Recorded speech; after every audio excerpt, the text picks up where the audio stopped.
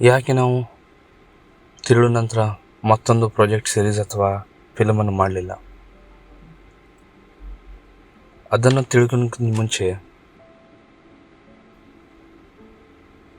ನಾವು ತಿರುಳುದ story ತಿಳ್ಕೊಬೇಕಾಗ್ತದೆ. Story of ತಿರುಳು.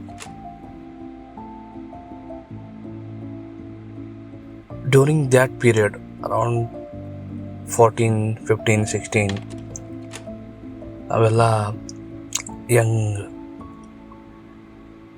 Recently ಕಾಲೇಜ್ನಲ್ಲಿದ್ವಿ. ಎಲ್ಲ ನಮ್ಮ ಕಡೆ ಯಾವುದೂ ದುಡ್ಡು ರೊಕ್ಕ ಏನೂ ಇರಲಿಲ್ಲ.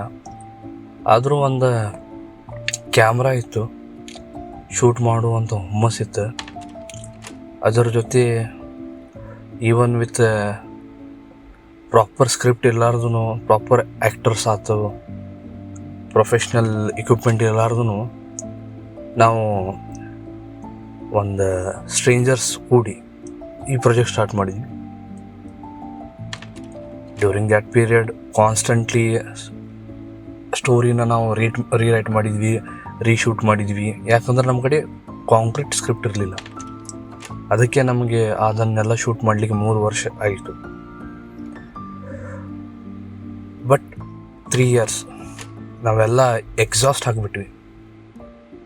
ಅಂದರೆ ಒಂದು ಫಿನಿಶ್ಡ್ ಪ್ರಾಡಕ್ಟನ್ನ ತರಬೇಕಂತ ಹೇಳಿದ್ರೆ ಎಲ್ಲ ಎನರ್ಜಿ ಡೌನ್ ಆಗ್ಬಿಟ್ಟು ನಮ್ಮದು. ಅದಕ್ಕೆ ನಾವು ನೆಕ್ಸ್ಟ್ ಪ್ರಾಜೆಕ್ಟನ್ನು ಹೋಗೇ ಇಲ್ಲ.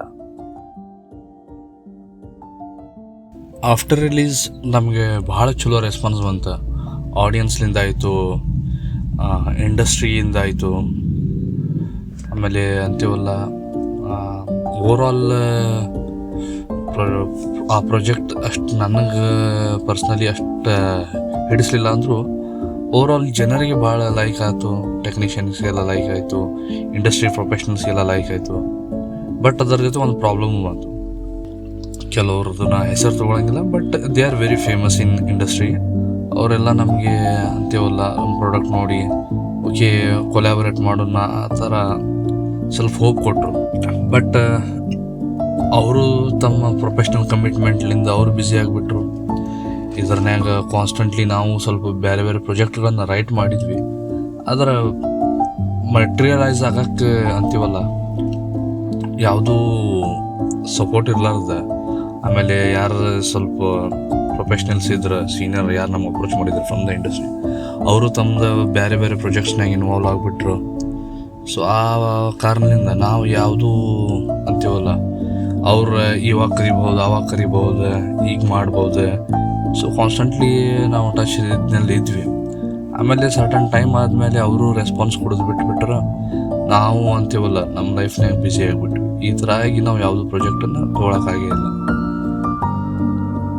ಮೇಜರ್ ನಮ್ಮ ಪ್ರಾಬ್ಲಮ್ ಬಂದಿದ್ದು ಮನಿ, ಆಮೇಲೆ ಒಂದು ಫಿಯರ್ ಆಫ್ ಲೂಸಿಂಗ್. ಯಾಕಂದ್ರೆ ನಮಗೆ ಒಂದೊಂದು ಪ್ರಾಜೆಕ್ಟ್ ಮಾಡಲಿಕ್ಕೆ ಟೈಮ್ ಭಾಳ ಹೋಗ್ತಾಯಿತ್ತು. ದೆನ್ ಆ್ಯಂಡ್ ಫಿಲ್ಮ್ ಮೇಕಿಂಗ್ ಆಯಿತು, ಸ್ಟೋರಿ ಟೆಲ್ಲಿಂಗ್ ಆಯಿತು. It is a collaborative process. ನಾವು ಇದ್ದಿದ್ದ ಟೈಮಿಗೆ ನಮಗೆ ಬೇಕಾಗಿರೋಂಥ ಆರ್ಟಿಸ್ಟ್ ಅಥವಾ ಟೆಕ್ನಿಷಿಯನ್ ಅವೈಲೇಬಲ್ ಇರೋಂಗಿಲ್ಲ, ಅಥವಾ ನಾವು ಕೊಡುವಂಥ ಬಜೆಟ್ನಲ್ಲಿ ಅವ್ರು ಮಾಡೋಕ್ಕಾಗಂಗಿಲ್ಲ. ಸೊ ಈ ಥರ ಕನ್ಸ್ಟ್ರೆಂಟ್ಸ್ಗಳು ಭಾಳ ಬರೋದು. ಏನಾದರೂ ಒಂದು ಅಡಚಣೆ ಆಗ್ತಿತ್ತು. ಆಮೇಲೆ ನಮ್ಗೆ ಯಾವಾಗಲೂ ಒಂದು ಫಿಯರ್ ಇರ್ತಿತ್ತು, ನಾವು ಒಂದು ಮೀಡಿಯೋಕೋರ್ ಪ್ರಾಜೆಕ್ಟ್ಗಳನ್ನು ಮಾಡಬಾರ್ದು ಅಂತೇಳಿ. ಸೊ ಅದಂತೀವಲ್ಲ ಬೇಜಾನ್ ಜನ ಕಂಟೆಂಟ್ ಕ್ರಿಯೇಷನ್ ಮಾಡತ್ತಾರೆ. ಬಟ್ ನಾವು ಅಂತೀವಲ್ಲ ಸೇಮ್ ಕ್ಯಾಟಗರಿ ಒಳಗೆ ಹೋಗಬಾರ್ದು ಅಂಥೇಳಿ ನಾವು ಮಾಡೋಕ್ಕಾಗೇ ಇಲ್ಲ. ನಾನ್ ಕಮರ್ಷಿಯಲ್, ಸ್ವಲ್ಪ ಎಕ್ಸ್ಪೆರಿಮೆಂಟ್ ಮಾಡುವಂಥ ಆ ಥರ ಪ್ರಾಜೆಕ್ಟ್, ಅನ್ನೋನ್ ಆ್ಯಕ್ಟರ್ಸ್ ಆಯಿತು, ಇಂಥ ಜೊತೆ ಮಾಡೋ ಟೈಮಿಗೆ ಫಂಡಿಂಗ್ ಸಿಗೋದು ಭಾಳ ಕಷ್ಟ. ಆ ರೀಸನ್ಗೆ ನಾವು ಏನು ಮಾಡೋಕ್ಕಾಗಿಲ್ಲ.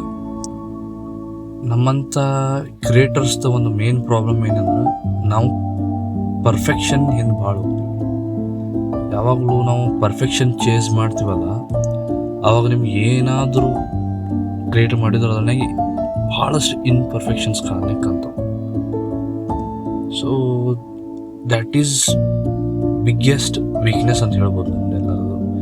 ಇದರ ನಾವು ಓಕೆ ಕಂಟೆಂಟ್ ಕ್ರಿಯೇಟ್ ಮಾಡೋಣ ಅಥವಾ ಪ್ರೊಡಕ್ಷನ್ಸ್ ಮಾಡೋಣ, ಸೀರೀಸ್ ಏನಾರು ಮಾಡೋಣ ಅಂತಿದ್ರು, ನಾವು ಎಲ್ಲನೂ ಶಾರ್ಟ್ ಆಯಿತು, ಎಡಿಟಿಂಗ್ ಆಯಿತು, ಆ್ಯಕ್ಟಿಂಗ್ ಆಯಿತು, ಪರ್ಫಾರ್ಮೆನ್ಸ್ ಆಯಿತು, ಸ್ಟೋರಿ ಓವರಾಲ್ ಇದನ್ನು ಪರ್ಫೆಕ್ಟ್ ಮಾಡೋಣ ಅಂತ ಹೋಗ್ತೀವಲ್ಲ, ಆ ಪರ್ಫೆಕ್ಷನ್ ಅಚೀವ್ ಮಾಡೋಕೆ ಹೋಗಿದ್ರಲ್ಲ ನಾವು ಏನೂ ಕ್ರಿಯೇಟ ಮಾಡೋಕ್ಕಾಗಿಲ್ಲ.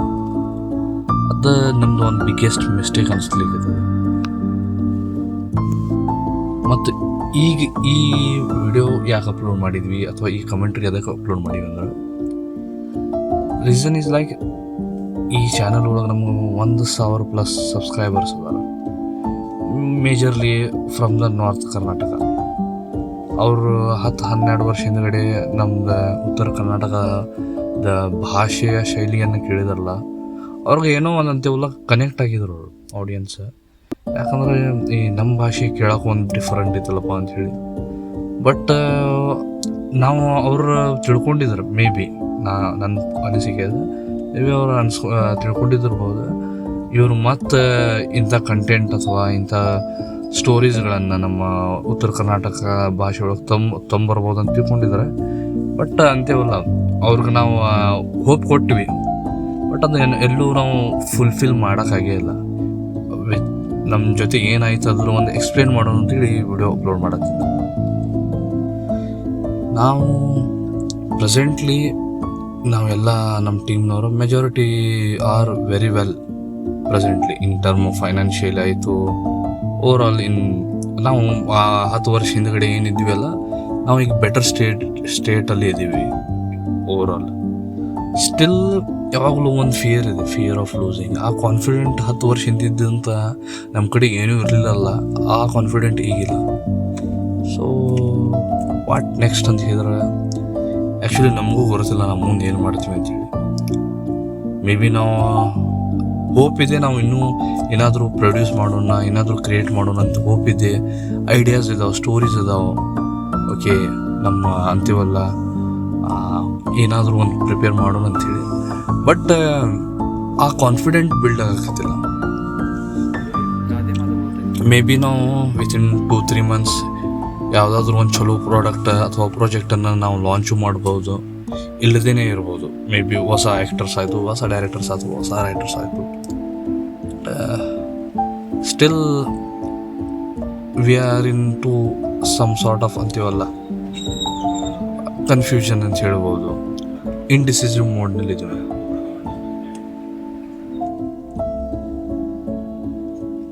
ಆ್ಯಂಡ್ ಫೈನಲಿ ಒಂದು ಮಾತು ಹೇಳೋದಿತ್ತು ಅಂದ್ರೆ, ನಮಗೆ ಎಲ್ಲ ವೀಕ್ಷಕರಾಯಿತು, ಜನರಾಯಿತು ಭಾಳ ಸಪೋರ್ಟ್ ಮಾಡಿದ್ದಾರೆ back in the day as well as ಈಗಲೂ. ಏನಾದರೂ ಯಾರಾದರೂ ಒಮ್ಮೊಮ್ಮೆ ಸಿಕ್ಕಿದ್ದಾಗ ಕೆಲವು ಆರ್ಟಿಸ್ಟ್ ಎಲ್ಲ ಯಾಕೆ ನೀವು ಪ್ರೊಡ್ಯೂಸ್ ಮಾಡತ್ತಿಲ್ಲ, ಯಾಕೆ ನೀವು ಇದು ಮಾಡತ್ತಿಲ್ಲ ಅಂತ ಹೇಳ್ತೀವಿ.